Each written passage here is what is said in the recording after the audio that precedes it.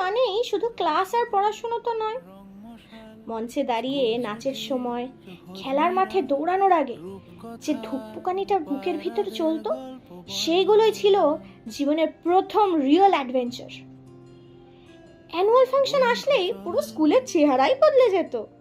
করিডোরে রিহার্সাল চলতো, আর মিসরা বলতেন স্টেপ মিস করো না। আর আমরাও দিন শেষে ঘামে ভিজে বলতাম, ম্যাম আরেকবার করি।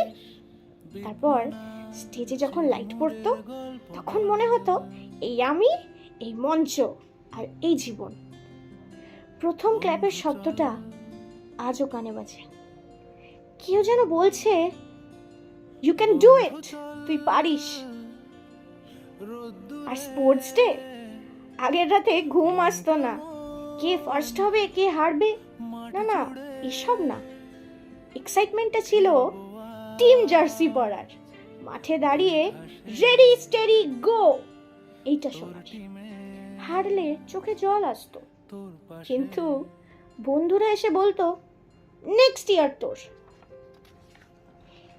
আজ আমরা অনেক বড় হয়ে গেছি, বড় স্টেজ, বড় দৌড়, কিন্তু সেই ছোট্ট মঞ্চে প্রথম দাঁড়ানো বা মাঠে প্রথম দৌড়ানোর যে সাহস, সেটা আজও আমাদের ভিতরে রয়ে গেছে। স্কুলের সেই নাচ গান খেলার দিনগুলো, সেগুলো শুধু পারফরমেন্স ছিল না, ছিল আমাদের শিখে ওঠা, নিজেকে বিশ্বাস করতে শেখা, আর একটা করে মিষ্টি স্মৃতি, যা সারা জীবন আমাদের সঙ্গে থাকবে।